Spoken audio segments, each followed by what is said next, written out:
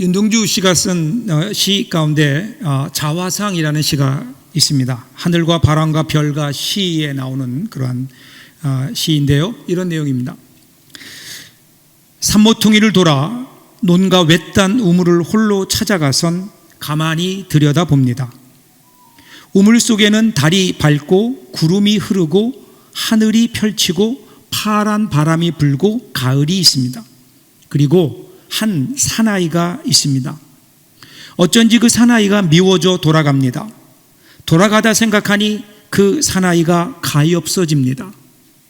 도로가 들여다보니 사나이는 그대로 있습니다. 다시 그 사나이가 미워져 돌아갑니다. 돌아가다 생각하니 그 사나이가 그리워집니다. 우물 속에는 달이 밝고 구름이 흐르고 바람이 펼치고 파란 바람이 불고 가을이 있고 추억처럼 사나이가 있습니다. 이 우물 속의 사나이, 여기 등장하는 이 사나이는 아마도 윤동주 자신의 모습이었을 겁니다. 그리고 자신을 바라보면서 때로는 미워했다가 때로는 가엾이 여겼다가 자기 자신을 바라보면서 많은 고민과 결심과 갈등이 반복되는 상황을 잘 표현해 주고 있죠. 자신의 모습 어떨까요? 여러분이 생각하는 여러분의 모습은, 여러분의 자화상은 어떤 겁니까? 사실은 우리 내면의 모습이 여러 가지가 있죠. 다양한 만큼 자화상을 그리는 거 쉽지 않습니다. 남이 그려주는 초상화는 쉬울 수 있죠. 그런데 내가 나를 그리는 자화상은 쉽지 않습니다.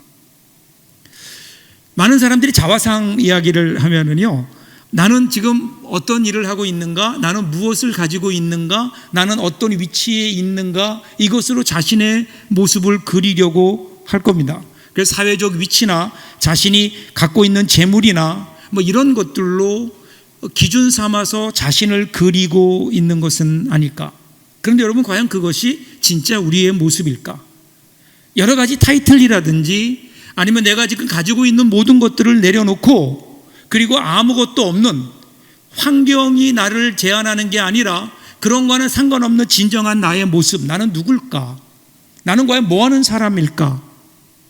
내 자신의 정직한 자화상을 한번 그려보는 일이 우리 인생에 필요하지 않을까요? 어떨까요? 여러분들의 모습은 어떨까? 오늘 이 말씀을 통해서 한번 여러분들의 자화상을 함께 찾아보는 그러한 저와 여러분들 될 수 있기를 바랍니다. 자, 먼저 22절부터 24절 한번 보세요. 그 후에 예수께서 제자들과 유대 땅으로 가서 거기 함께 유하시며 세례를 베푸시더라.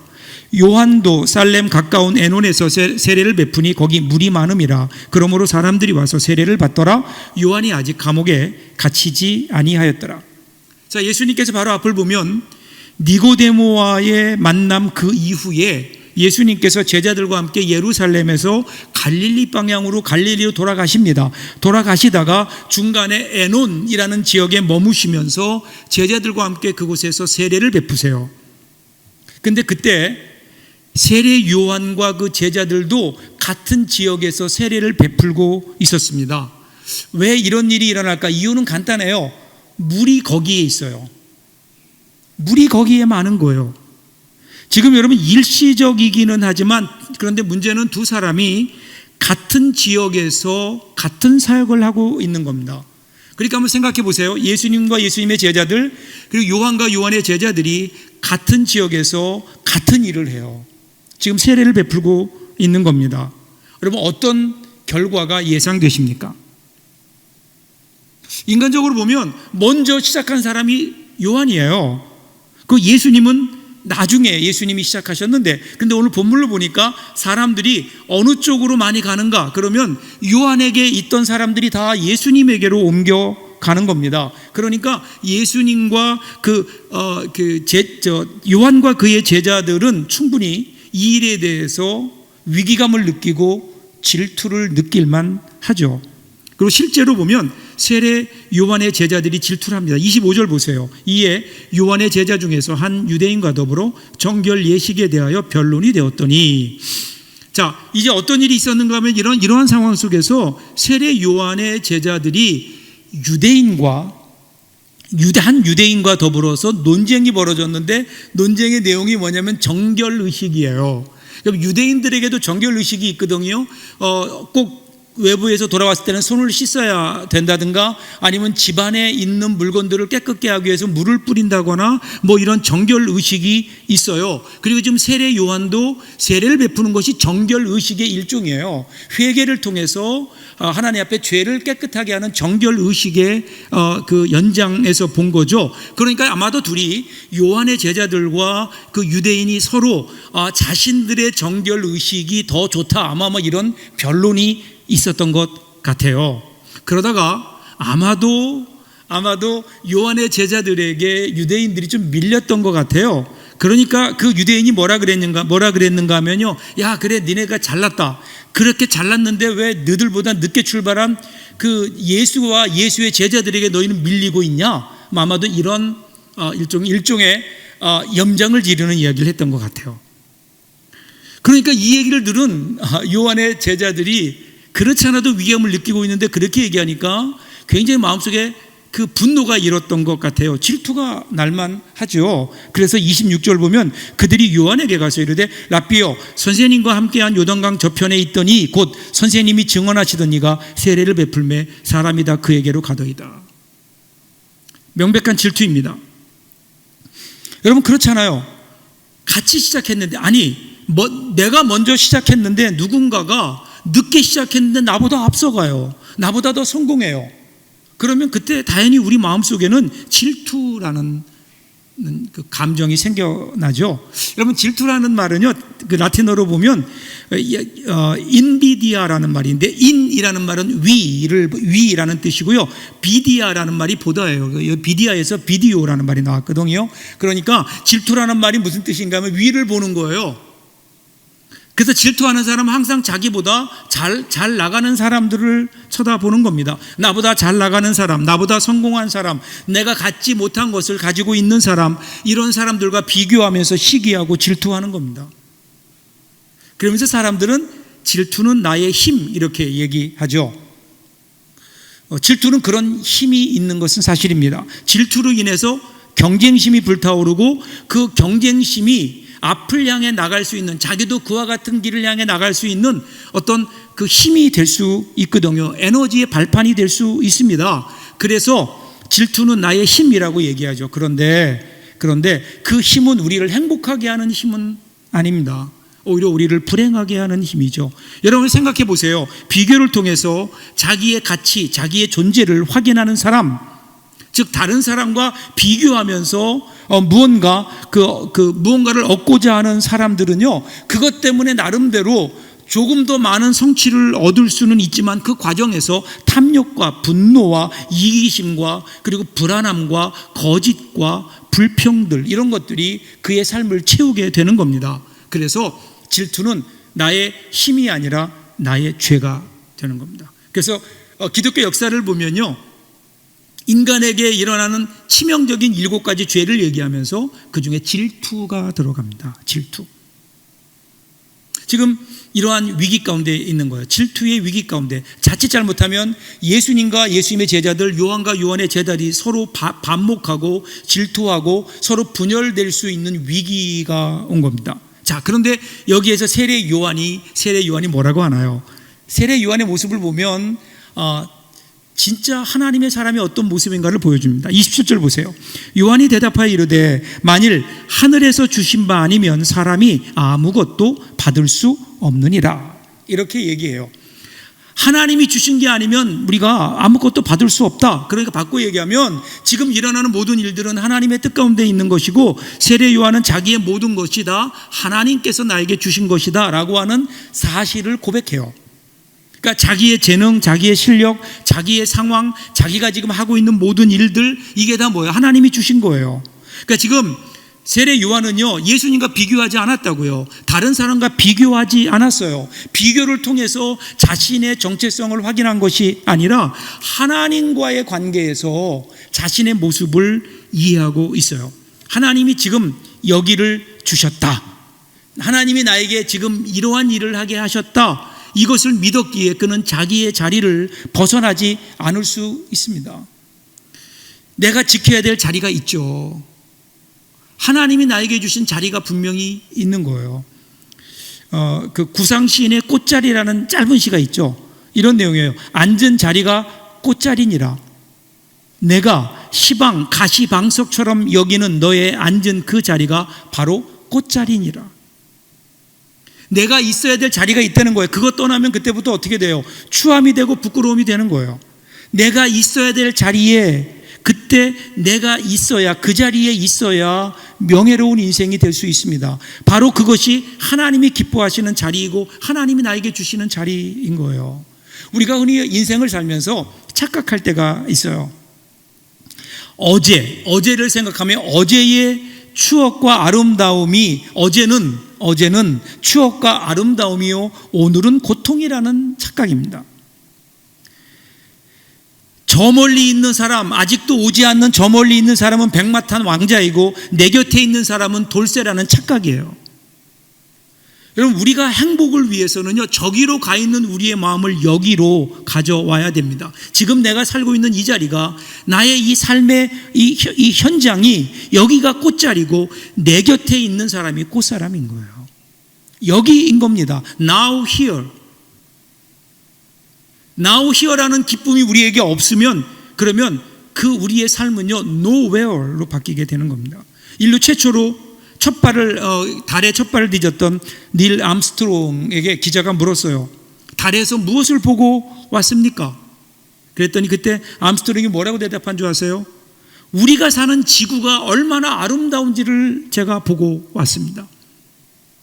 여기에 여러분 우리 인생에 행복이 있지 않을까요? 행복과 꿈은 멀리 있는 게 아닙니다. 과거에 있는 것이 아닙니다. 아직 오지 않는 미래에 있는 것이 아닙니다. 오늘 우리가 살아가는 이 삶의 자리가 꽃자리임을 알고, 그리고 거기에서 행복을 찾는 사람들, 여러분 이 사람들이 행복한 사람들 아닐까요?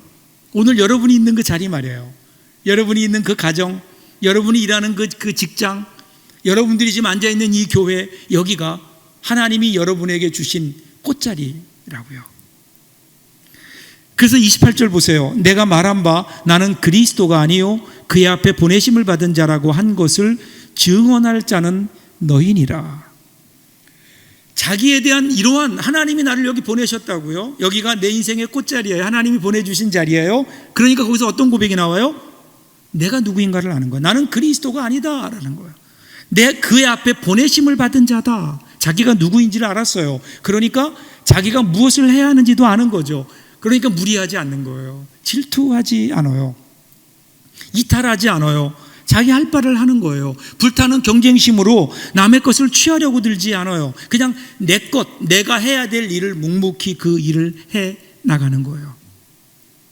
하나님께서 주신 바기 때문에 그래요. 여러분 이게 믿음 아닐까요? 여러분 하나님이 지금 나의 삶을 인도하시고, 하나님은 내 삶의 선한 의도를 가지고 계시고, 그래서 하나님은 모든 것이 합력하여 선을 이루게 하시려고 오늘 나에게 이러한 삶과 삶의 현실을 나에게 주셨다. 지금 내가 볼 때에는 뭔가 좀 부족한 것 같고, 무언가 좀 없는 것 같고, 무언가 방향이 내 생각과는 다른 것 같아도 그 속에 하나님의 선하심이 있고 하나님의 인도하심으로 말미암아 모든 것이 합력하여 선을 이루게 하실 것이다 라는 이러한 하나님에 대한 믿음, 이 믿음에서 여러분 우리의 삶을 바라볼 때 우리는 질투하는 인생이 아니고 비교하는 인생이 아니라 하나님이 나에게 주셨기에 그 일에 감사하며 그 일에 최선을 다하는 사명자의 모습을 보게 되는 거죠. 31절을 보세요. 오늘 읽지 않았지만 31절 보시면, 위로부터 오시는 이는 만물 위에 계시고 땅에서 난 이는 땅에 속하여 땅에 속한 것을 말하느니라. 하늘로부터 오시는 이는 만물 위에 계시니. 여러분 여기 보면요 반복되는 문장이 나와요. 위로부터 오시는 이, 하늘로부터 오시는 이 누굽니까? 예수님이에요. 예수님은 만물 위에서 오신 분이에요. 대조되는 인물도 있어요. 땅에서 난 이 누굽니까? 세례 요한이에요. 그는 땅에서 났기 때문에 땅에 속한 것만을 말합니다. 이것이 그의 한계인 거예요. 그러니까 이 말씀은요 세례 요한을 비하하는 것이 아니라 예수님을 높이는 겁니다. 그러니까 무엇을 해야, 어떻게 알았는가? 위를 봐야 된다는 거예요. 그런데 그 위는 아까 아까 요한의 제자들이 보았던 나보다 높은 데 있는 사람들, 나보다 많은 것을 가진 사람들을 보는 것이 아니라 그 너머에 계신 하나님, 나를 이곳에 보내신 하나님, 나를 이곳까지 인도하신 하나님, 그 하나님을 바라볼 때 그때 거기에 사명이 있고 질투가 아니라 사명으로 살아가는 삶이 되는 거죠. 32절 33절 보세요.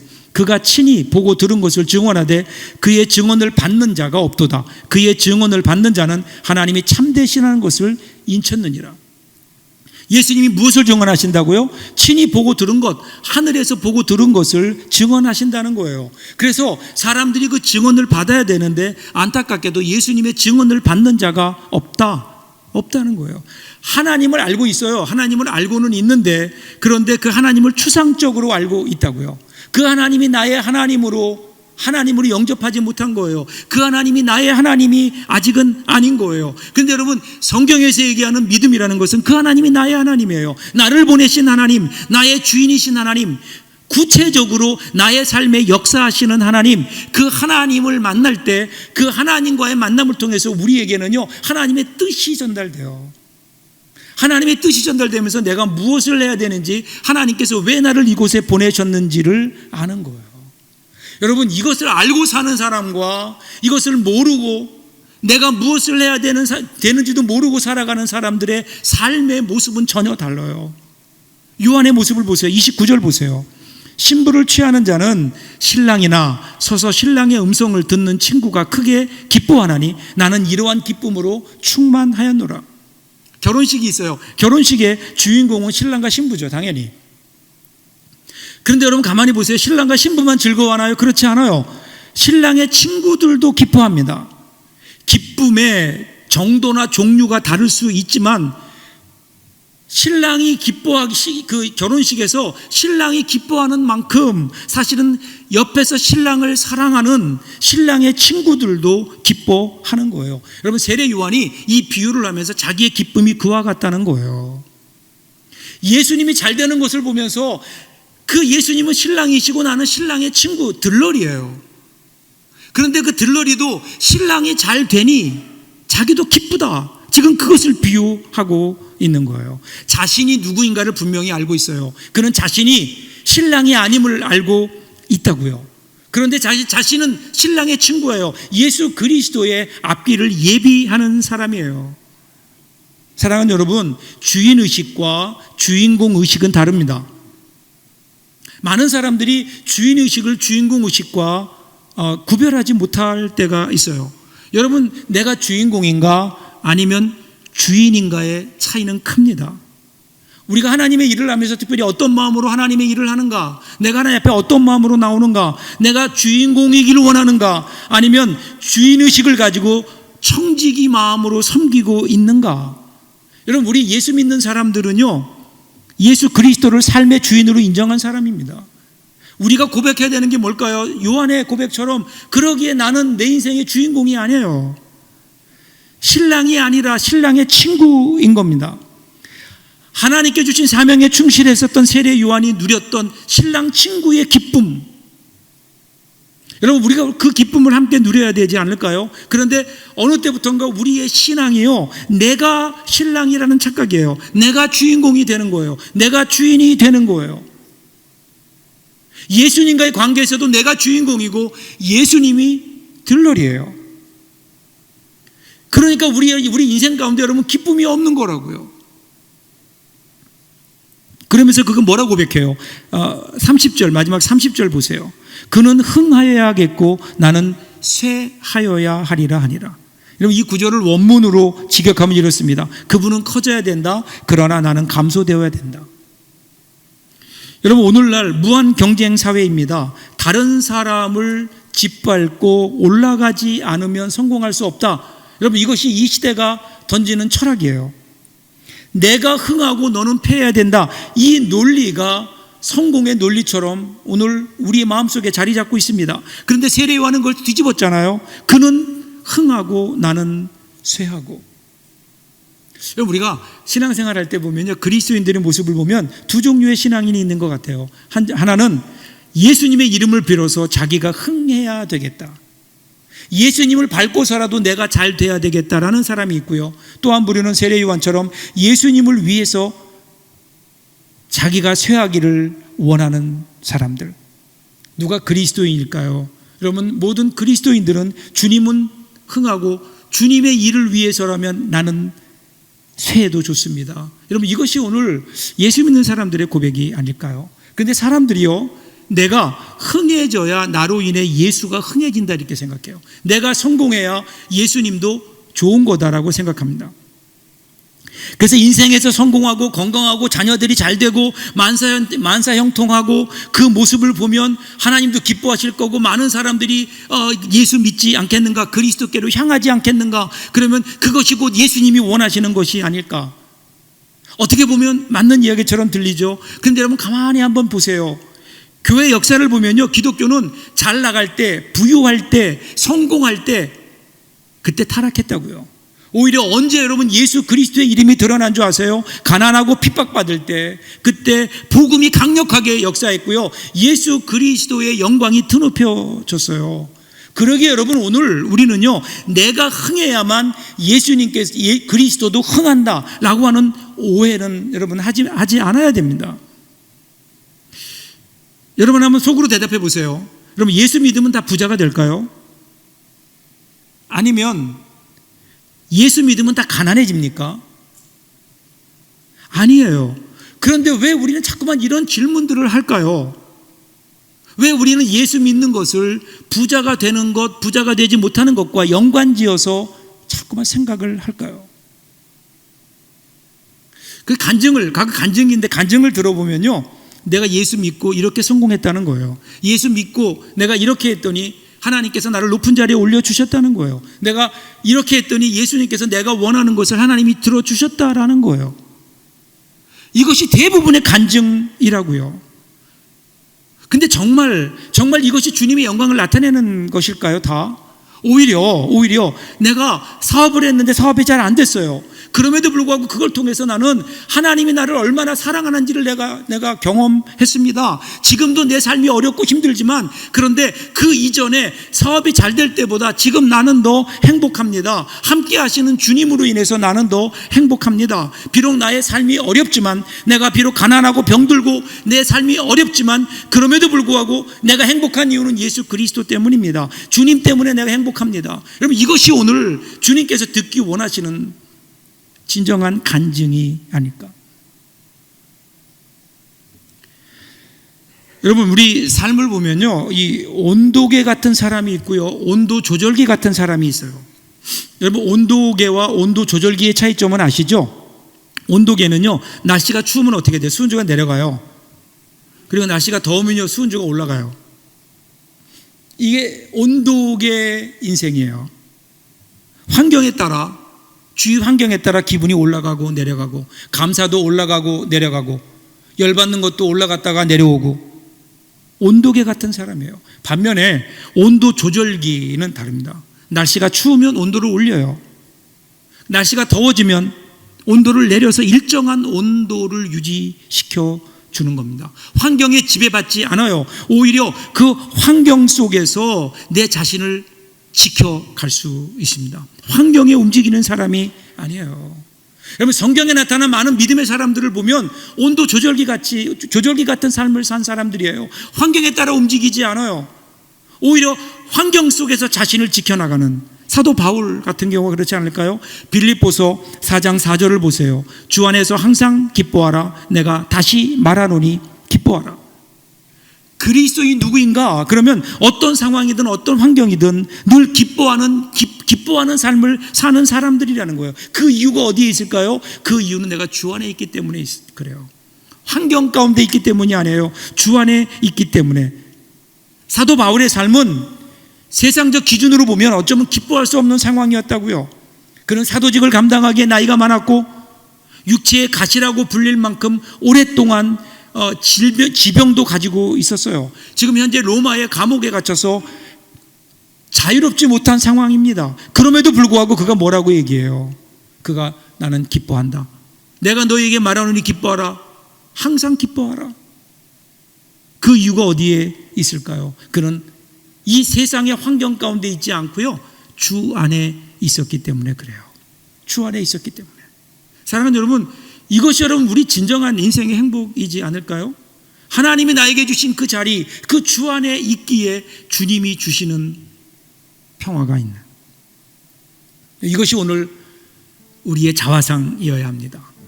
우리가 이 세상 환경 속에 우리가 아니라 예수 그리스도 안에 있는 나의 모습. 여러분, 이것이 오늘 그리스도인들의 자화상이 아닐까요?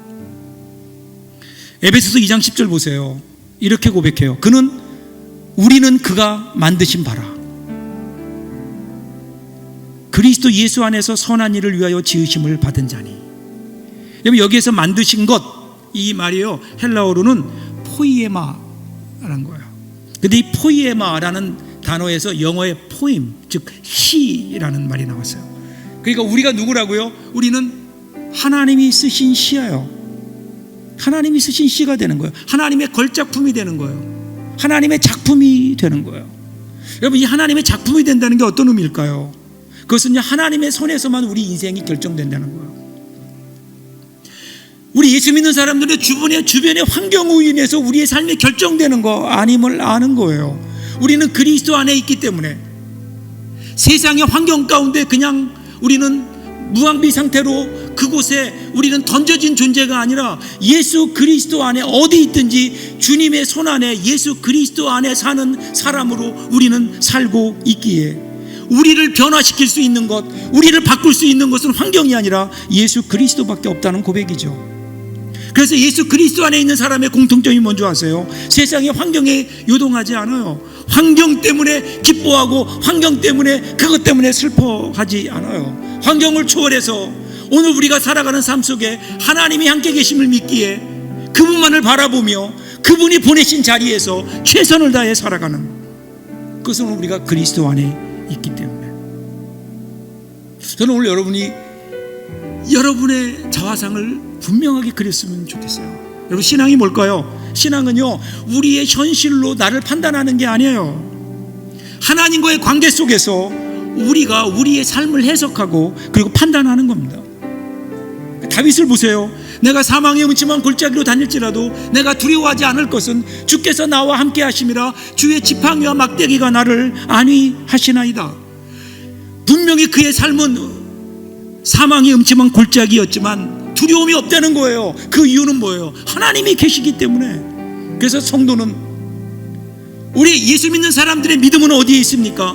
믿음은요, 환경 어디에 놓였느냐가 아니에요. 내가 거기서 하나님을 바라보느냐, 여전히 내가 그 안에 주 안에 있음을, 주님과 함께함을, 주님이 나의 목자 되심을 내가 믿고 확인하고 있느냐. 신앙은 위치로 판단하는 게 아니에요. 관계로 판단하는 겁니다. 하나님이 함께 하시는. 저는 저와 여러분이 그러한 삶을 살 수 있기를 주님의 이름으로 축복합니다. 이것이 우리의 자화상이에요. 예수 그리스도 안에 있는 나의 모습, 여러분, 그 모습 가지고요, 하나님께서 우리를 이 세상에 아름다운 걸작품으로 만들어 놓으셨어요. 뭐 하나님의 마음을 사기 위해서, 하나님의 자녀가 되기 위해서 뭘 하려고 노력하지 마세요. 이미 여러분들은 하나님의 자녀고 하나님의 걸작품이에요. 그러면 주님이 우리에게 원하시는 건 뭘까요? 거기 합당하게 살라는 거예요. 보내신 자리에서 하나님의 자녀답게, 하나님의 작품답게 사람들에게 하나님을 나타내며 살아라. 오늘 저와 여러분 그와 같은 삶을 살 수 있다면 얼마나 좋을까요? 이번 한 주간 동안도 그렇게 살아주시기를 부탁을 드립니다. 하나님의 작품으로 많은 사람들에게 하나님이 누구인가를 보여주며 살아가는 저와 여러분 될 수 있기를 주님의 이름으로 축복합니다. 기도하겠습니다.